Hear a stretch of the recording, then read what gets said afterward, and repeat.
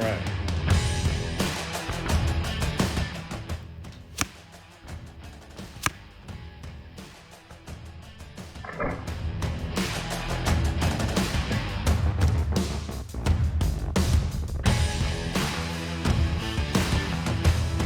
Drive some bows.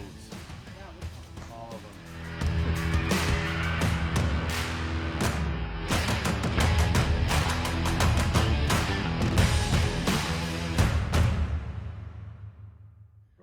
So we're going to do a quick little video. This was actually a question that we got on the comments. So thanks, Trevin, for asking. We're going to talk a little bit about sights. So what I have here in my hand is a Black Gold Pro, and this is a 5-pin sight. I don't know if you can see. Yeah, there you go. All right, but this 5-pin is a little bit unique in that it's a slider also. So when I say slider, it's not a fixed there. So these 5 pins are fixed, but at the bottom pin, I can actually dial that from whatever I've got the bottom pin set at, whether it be 50 or 60 yards, to slide down to, usually the sight tapes go out to 100. And so being a 5-pin sight, what I usually do is I'll sight the first pin at 20, second pin at 30, third pin at 40, fourth pin at 50, and sixth pin or fifth pin at 60. Hopefully I said that right. Yeah. So what's the benefit to having 5 pins? So that's the big question. Everybody's like, well, how much time? And this is the big debate between single pin versus multi-pin. This kind of setup kind of gives you the best of both worlds, but with a single pin, you have to change. If you've ranged an animal that you're hunting or ranged different setups, say a tree or a bush that you think that animal is going to come in between, you ranged it and then you've dialed that single pin to be on that yardage.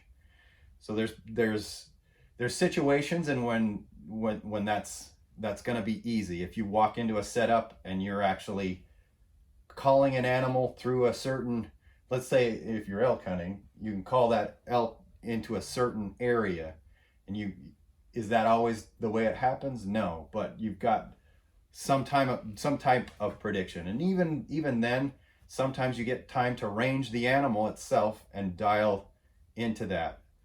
So that's the argument, is that if I don't have time to dial that in, then I've already got set yardages sighted in on my multi-pin sight. Mm-hmm. So I guess, so here we have, you can kind of see the difference between the view that you get through a single pin. This is actually a 2-pin sight. Started out as a single pin, but there was a spot there to put another fiber optic, so I slid it in there. One of the things, and what he's trying to say, or what we're trying to say, is that there's good and bad to both, right? Exactly. So it really depends on what kind of situation you're in. If you are somebody that's going to be shooting the furthest out 40 yards, then a fixed pin, a five pin fixed, is going to be just fine for you.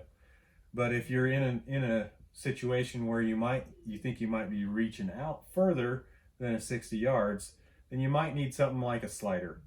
Now,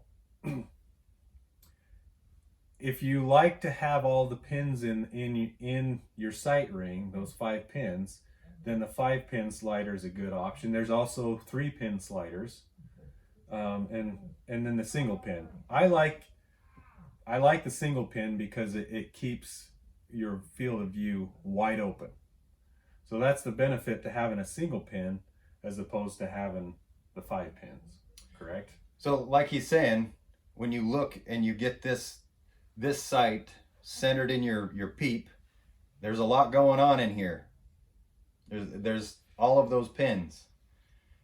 So what he's saying is that he likes that that open field. Mm-hmm. I initially started with a single pin, and I shoot a single pin slider better than I shoot a multi-pin. Mm-hmm. So what did you buy this sight for? So that's the thing.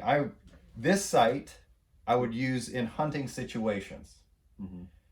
But that sight I run almost exactly the same thing for target situations. Yeah. I know my target, if I range my target, it's not gonna move. Yeah. It's not gonna go anywhere. Yeah, and that's what I've got this one for, is a 3D. I got it on my setup that I'm going to use for 3D. So I don't need to worry about the target running away. And this is a great sight. I've got a 3-pin that I'm going to use for hunting, but this is a great setup because we can use it in the woods. You can have all your pins ready to go, and then if we get out in the open country, you can dial in a longer distance. So, and like we've said before, versatility for us equals value. Yeah. Anytime that I can use the things that I like to use in multiple applications, I don't have to spend any more money. I usually do anyway.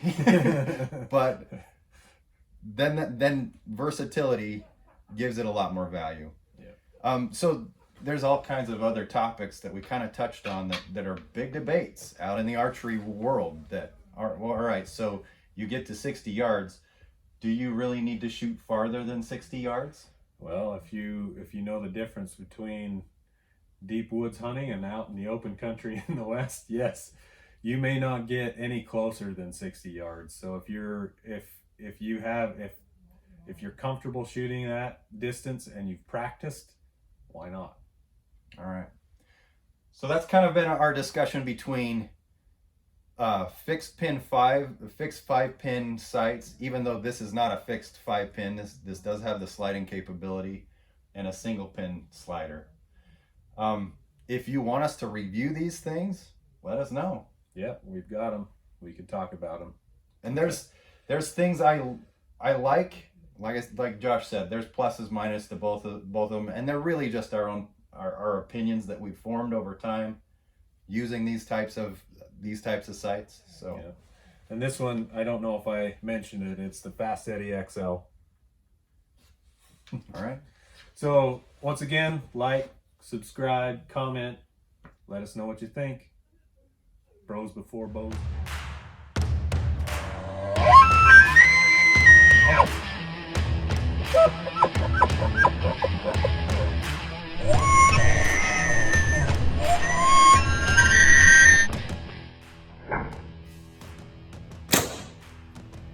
All right.